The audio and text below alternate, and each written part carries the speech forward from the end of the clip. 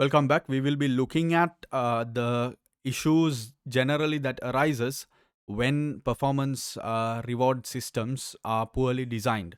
So the model that we are going to refer to is from Berry, Broadbent, and Otley.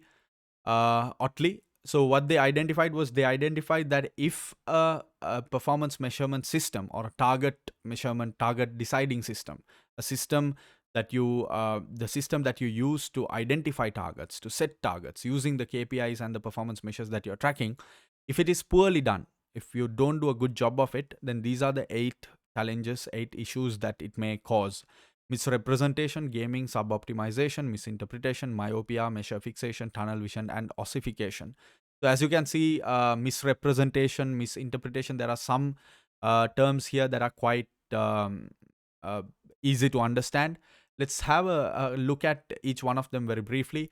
So, misrepresentation is actually showing something to be something else, right? You're misrepresenting a particular figure. So someone could show something as a positive, even though behind it there's a huge negative story. So that would be misrepresentation. This happens in earnings calls sometimes.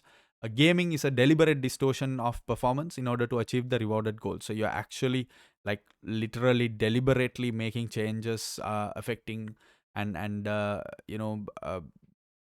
coming up with various creative accounting techniques deliberately in order to distort performance to show that you're doing well.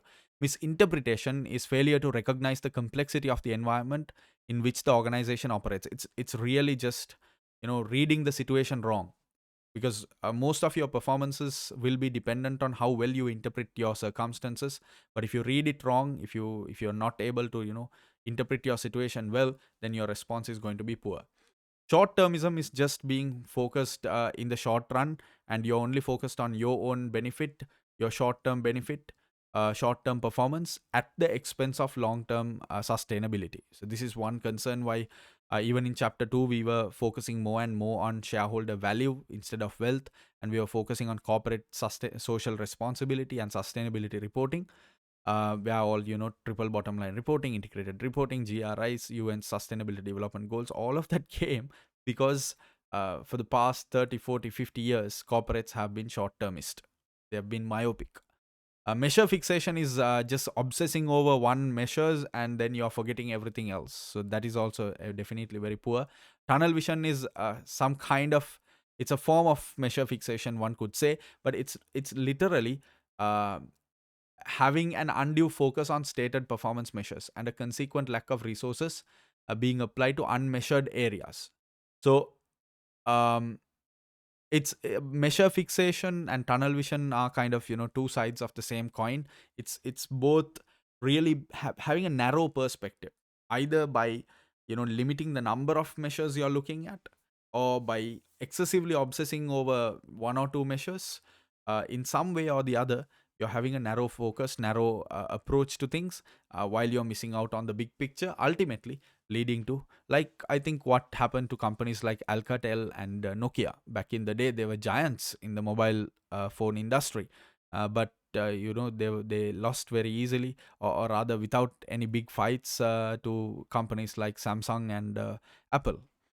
Sub-optimization is essentially focusing and giving effort suboptimally. You're not really choosing well. You're not looking at the wider view of ratios. You're not optimally choosing what you need to drive your performance. At times you are focused on this, at times you're focused on that, at times you're focused on the completely wrong thing, etc. This can lead to issues. And ossification is basically, it's an unwillingness to change the performance measurement scheme once it has been set up. So it's resistance to change, right? It's being too hard and too rigid in your approach to performance measures. And when things don't go when things seem to go wrong, it's this idea that you're not going to change. You came up with something and it's brilliant, and therefore I don't want to change it.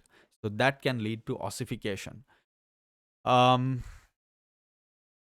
so as you can see, most of these issues is when you're going into extremes and you're not having a balanced approach, and you're not considering all the requirements and all the necessary conditions to fulfill in establishing a proper performance management system, which is why we've already learned how to address this. We learned that targets should be smart, controllable, rewarding, and there should be a small number of prioritized set of targets should be assigned and in line with corporate objectives overall and the vision and the mission. So if that is fulfilled, then generally you will not see these kind of issues.